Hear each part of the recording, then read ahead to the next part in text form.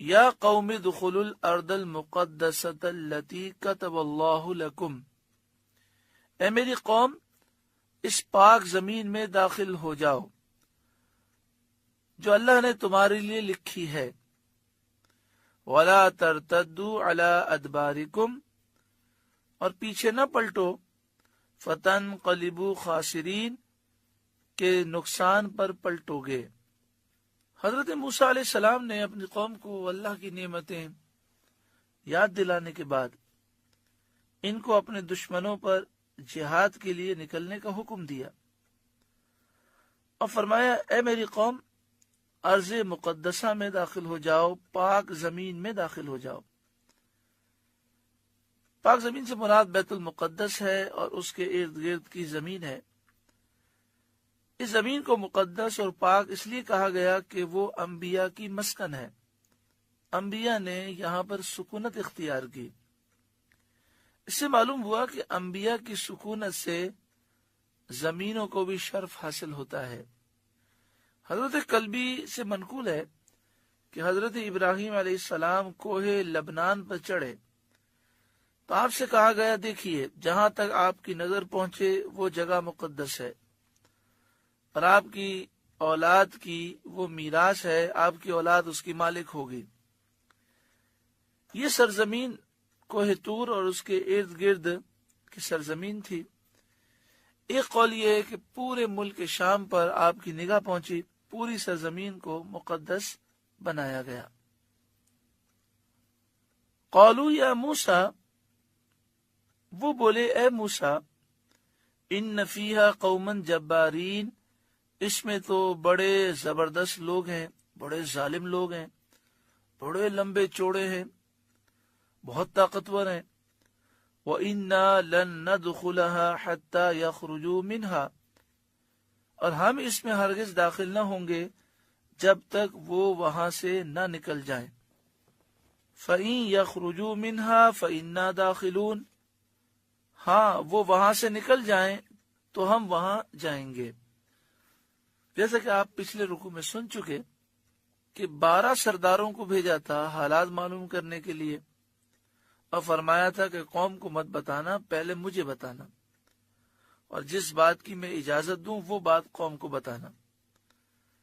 تو 2 سرداروں نے تو اس فرمان پر عمل کیا اور عہد شکنی نہ کی، باقی 10 سرداروں نے قوم کو وہ ساری باتیں بتا دیں۔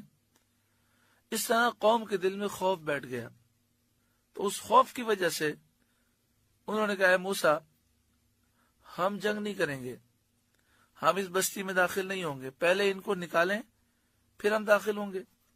موسیٰ علیہ السلام نے فرمایا کہ یہ تو بڑی عجیب بات ہے، ہم جہاد کے لیے آئے ہیں، داخل ہوں گے، مقابلہ کریں گے تو یہ بھاگیں گے، اور اللہ تعالیٰ نے فتح کا وعدہ فرمایا ہے، تو وہ اس کے لیے تیار نہیں ہو رہے تھے۔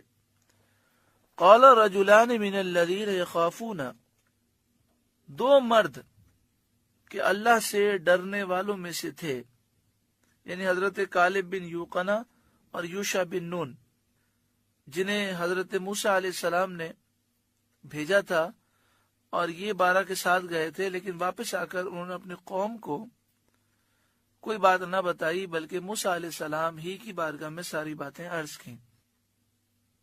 انعم اللہ علیہما، اللہ نے انہیں نوازا، یعنی یہ 2 مرد اللہ سے ڈرنے والے تھے، اور اللہ تعالیٰ نے انہیں نوازا تھا کہ اللہ نے انہیں ہدایت عطا فرمائی، انہوں نے عہد کی وفاداری کی، قوم کا حال دیکھ کر وہ راز فاش نہ کیا بلکہ موسیٰ علیہ السلام سے ہی عرض کیا۔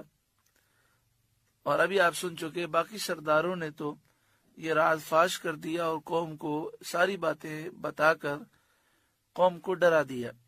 انعم اللہ علیہم ادخلوا علیہم الباب، یہ 2 مرد جن پر اللہ نے انعام فرمایا تھا، انہوں نے کہا کہ اے ہماری قوم، زبردستی دروازے میں ان پر داخل ہو جاؤ، شہر کے دروازوں میں زبردستی گھس جاؤ،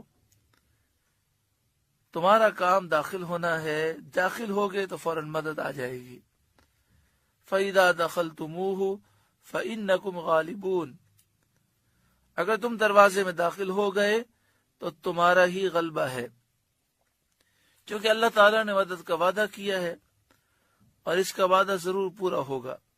ان دونوں نقیبوں نے یعنی حضرت یوشع بن نون اور کالب بن یوقنا نے کہا کہ تم ان جبارین کے بڑے بڑے جسموں سے خوف نہ کرو، ہم نے انہیں دیکھا ہے، ان کے جسم بڑے ہیں، دل کمزور ہیں۔ ان دونوں نے جب یہ کہا تو بنی اسرائیل بہت غصے ہوئے اور انہوں نے چاہا کہ ان دونوں پر پتھر برسا کر انہیں ہلاک کر دیں۔ ان دونوں نقیبوں نے ان سے کہا وَعَلَى اللَّهِ فَتَوَكَّلُوا إِن كُنتُم مُؤْمِنِينَ، اور اللہ ہی پر بھروسہ کرو اگر تمہیں ایمان ہے۔